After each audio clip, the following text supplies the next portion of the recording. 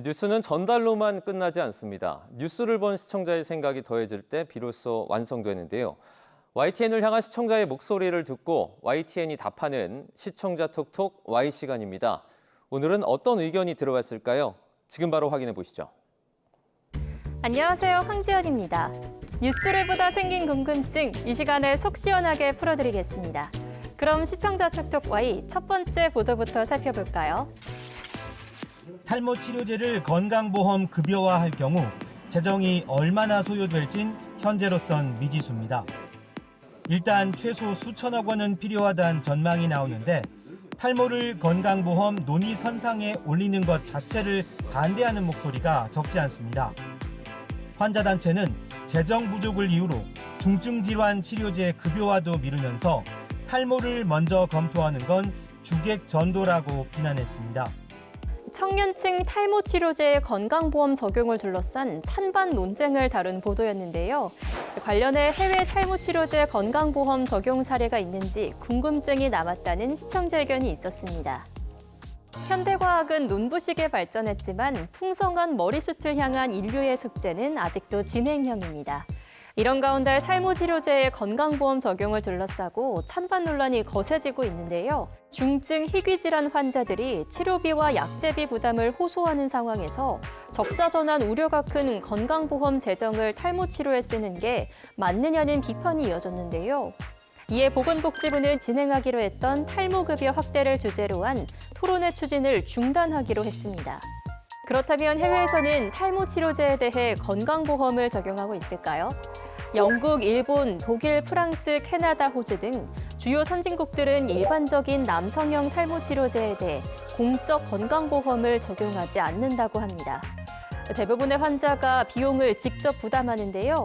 모발이식 역시 미용 목적의 시술로 분류돼 보험 혜택을 받지 못하는 경우가 많습니다.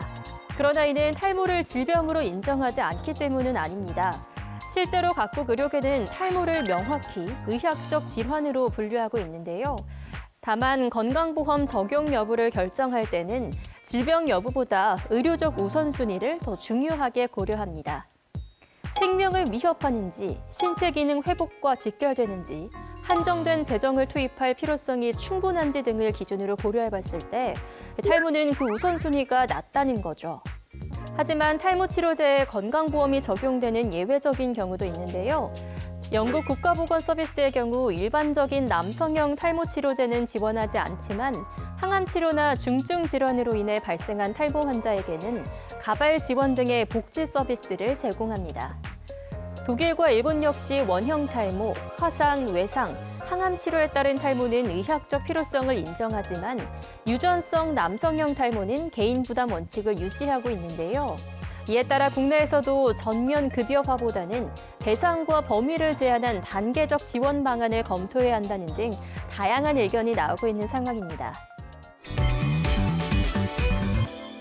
다음으로 두 번째 시청자 궁금증은 무엇일지 보도 먼저 확인해 볼까요? 30개들이 한 판에 5,000원대라는 미국산 달걀. 찾아볼 수가 없습니다. 지난 주말 대형마트에 풀리자마자 동났습니다. 대파가 18% 오르는 등 고유가 충격 속에서도 상대적으로 안정적이었던 농산물 가격이 심상치 않습니다. 정부는 일단 3분기 전기요금 동결에 이어 수입 부분에 대한 조치와 비축 물량 방출, 할인 지원 정책 등을 쓰고 있습니다. 하지만 고유가가 석유 제품을 넘어서 상품값 등 생활비 전반에 영향을 미치는 후유증이 남은 데다 고환율도 계속돼 물가 관리에 비상이 걸렸습니다. 고유가와 고환율, 폭염 여파로 커지는 생활물가 부담을 다룬 보도였는데요. 관련해 정부가 시행 중인 할인 지원 정책에는 어떤 내용이 담겨 있는지, 실제 소비자들이 체감할 수 있는 지원책은 무엇인지 궁금증을 남겼다는 시청자 의견이 전해졌습니다. 요즘 장 보러 가면 높아진 물가를 쉽게 체감하게 됩니다. 실생활에서 흔하게 쓰이는 식재료의 가격이 오르면서 장을 보는 게 부담스러워졌다는 분들 많으신데요. 이에 정부는 민생물가 안정을 위해 지난달 26일 민생물가 안정 및 서민 부담 경감 방안을 발표했습니다. 자세한 내용은 어떤 게 있는지 살펴볼까요? 정부는 농축수산물 할인, 필수 생계비 부담 경감, 소상공인 중소기업 지원 등 1조 원 규모의 재정을 투입해 하반기 소비자 물가 상승률이 3% 이내로 관리될 수 있도록 최선을 다할 계획이라고 하는데요. 이 중 먹거리 가격 부담 완화를 위해 추진하는 방안에 대해서 자세히 알아볼까요?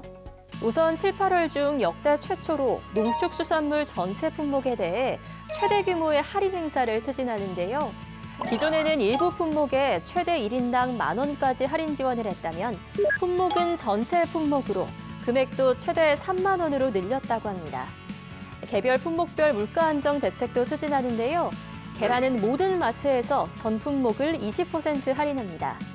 기존에는 39 특란에만 1,500원 할인을 지원했지만 앞으로는 전 품목으로 확대하는 건데요. 또 신선란 수입 물량을 6배 이상 늘려 2억 개를 추가 수입하고 이를 베이커리 등 소상공인에게도 공급합니다.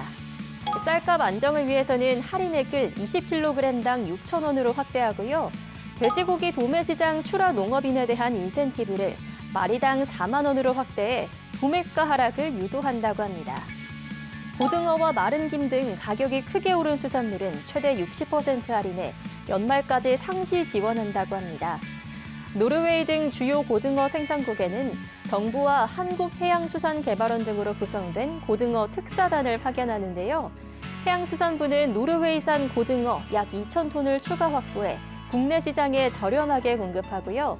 국내산 고등어와 갈치, 오징어 등 가격이 오른 품목도 직접 수매해 할인 판매한다고 합니다.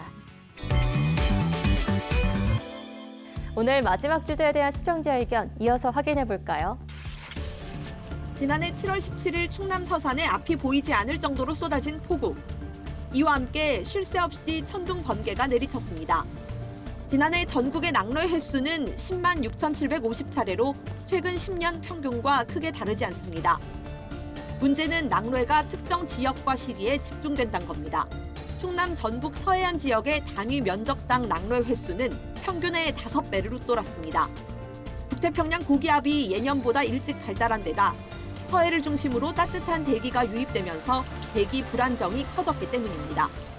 기후변화로 인해 발생하는 집중호우와 낙뢰 발생 위험이 커지는 상황을 전했는데요. 관련해 실시간 낙뢰 위치 정보 확인 방법이나 야외에서의 행동 수칙을 설명한다면 보도의 실용성을 더욱 높일 수 있겠다는 시청자 의견이 전해졌습니다. 요즘 폭우가 올 때면 낙뢰가 동반되는 경우가 많은데요. 오늘은 잦아진 낙뢰에 대한 모든 것을 알아보겠습니다. 헷갈릴 수 있는 부분을 먼저 짚어보자면 먹구름 사이로 번쩍하고 순식간에 나타났다가 사라지는 불빛은 번개라고 하고요. 번개가 일으키는 우렁찬 소리를 천둥이라고 합니다. 번개가 땅으로 내려와 지표면이나 지상의 물체와 만나면 벼락이라고 표현하는데요. 이를 한자어로 낙뢰라고 합니다. 번개는 하늘 위에서 번쩍하고 말지만 낙뢰는 지면으로 내려와 화재나 감전 등 피해를 일으키는데요. 이러한 낙뢰의 피해를 예방하기 위해서는 우리 동네 낙뢰 정보 서비스를 이용하시면 됩니다. 이 서비스는 사용자가 관심 영역을 설정하면 그 영역에 대한 낙뢰 발생 빈도와 접근 위치 등을 실시간으로 감시할 수 있는데요. 관심 반경 10에서 100km까지의 임의 설정이 가능합니다. 그렇다면 낙뢰 발생 시 도움이 될 행동 수칙도 알아볼까요? 낙뢰 예보 시 외출을 삼가고 자동차나 건물 안 또는 지하 등 낙뢰 위험으로부터 안전한 곳으로 대피해야 합니다. 낙뢰가 친다면 제일 먼저 몸을 낮게 숙이고 물기가 없는 곳으로 대피하는 것이 좋습니다.